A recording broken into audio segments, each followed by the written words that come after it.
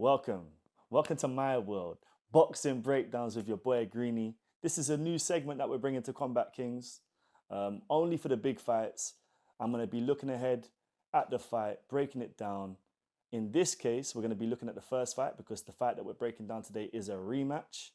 But yeah, whenever there's a big fight on, I'm going to be breaking the fights down and giving you my predictions. So today, we've got Conor Benn, we've got Chris Eubank, part two, the second installment of their rivalry, an intense rivalry, a rivalry that goes back over 30 years when their fathers first fought. Obviously, the first fight was a fantastic fight. Conor Benn showed some real grit and determination, showed skills that we didn't think he had, stamina that we didn't think he had. But Chris Eubank, behind his jab, showed that he was the better boxer on the night and came away with the victory. For me, from Conor Benn's perspective, he was relentless from the opening bell. Really, really good at throwing them heavy shots, heavy-handed.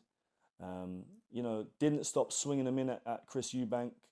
There wasn't much composure there, but the fact that he was able to continue throwing all the way up until the end of the 12th showed that he had what it was inside of him, that heart and that determination. But what I was impressed with were the body shots from Conor Benn. I feel like they were something that maybe Chris wasn't expecting. And they kind of sapped Chris's energy as the fight wore on. That being said, Chris Eubank also showed great stamina. He showed the willingness to win the fight. He showed the superior boxing skills from the very beginning of the fight. He got behind that jab, and even when he was hurt, in that third round when Conor Benn clipped him, and he was visibly shaken, he managed to get behind that jab. He's always had a great defense, and he, like I said, got behind that jab and managed to weather the storm. For Chris, superior footwork, superior boxing talent. Normally, when we see a fighter going up in weight class to fight a bigger opponent, we normally see the better boxer is the smaller guy coming up to fight the bigger guy. For example, Canelo versus Crawford. Crawford was going up in weight class, but was the superior boxer to Canelo. In this case, what's interesting is not only is Chris the bigger guy, but he's also the better boxer. And for me, going into this next fight, I'm expecting that to show again. Now, what we've heard from Conor Benn's camp, if you've been following, Conor Benn's camp have been saying that he's looking sharper. He's going to be going into the fight being more disciplined. He's going to stick to the game plan this time round, something he didn't do in the first fight. First fight, he fought purely off emotions. This time round, they're saying he's going to stick to the game plan, try to get behind the jab. Now, a lot of people are saying that that is better, that he's going to put on a better performance as a result of that. For me personally, in my humble opinion, I don't think that's the case. I think actually if he goes into the fight and doesn't fight off emotion, doesn't fight like the wild animal that we have seen him to be in the past, that's going to be at his own detriment. I feel like that will favour Chris even more so because, like I said earlier, for me, Chris is the better boxer. Likewise, from Chris's camp, the word on the street is that Chris is looking sharp. The weight isn't going to be as big of an issue this time around. Obviously, the first time around, he missed weight.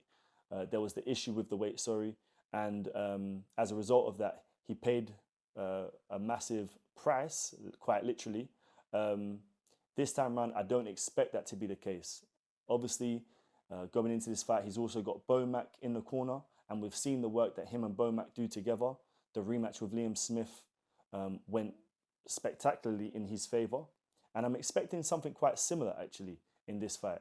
I think if Chris Eubank goes into this fight similarly to the first fight, behind the jab, using his footwork, using the boxing IQ that we know that he has, on top of the idea that maybe he'll be better at the weight this time round, a little bit better prepared for some of the stuff that Conor Benn brought to the table, because I do think that Chris didn't expect Conor to still be there in the later rounds.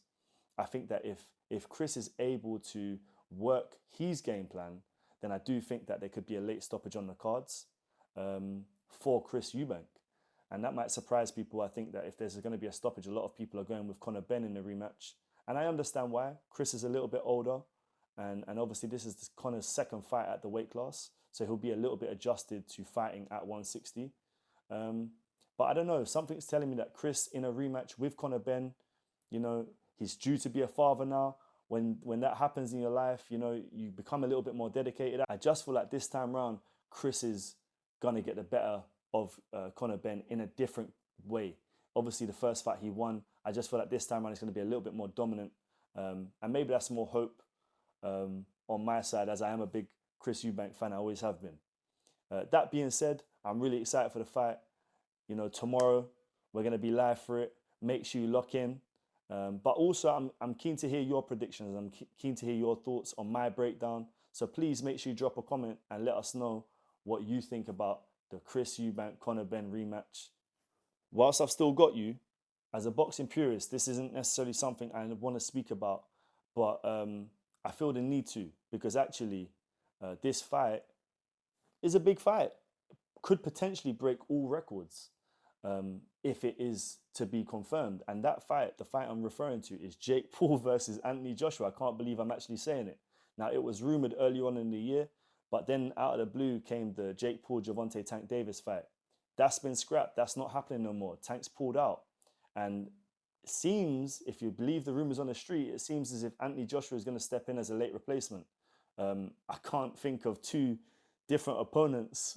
The size difference is just insane between Tank and AJ. But nevertheless, the word on the street is that that fight is going to happen. Now, a lot of people are getting onto Anthony Joshua, saying it's going to affect his legacy. He shouldn't take the fight. I don't know what the hell they're talking about. If you can go in there and fight essentially a novice in Jake Paul and get bagged for that, then why wouldn't you? Anthony Joshua is only right to take that fight. He must take that fight if it's there on the table. It's the easiest fight he can get for the biggest purse. And like I said, in my opinion, this is a fight that could break all records. For some reason, everyone locks into Jake Paul. Whenever Jake Paul fights, people want to watch it. And likewise, Anthony Joshua also moves the needle in a way that we haven't seen. You know, this guy is a guy that saved British boxing alongside Amir Khan, in my opinion, many, many moons ago. So, yeah, man, it's a weird fight. It's not one for the boxing purists, but I think it's going to happen.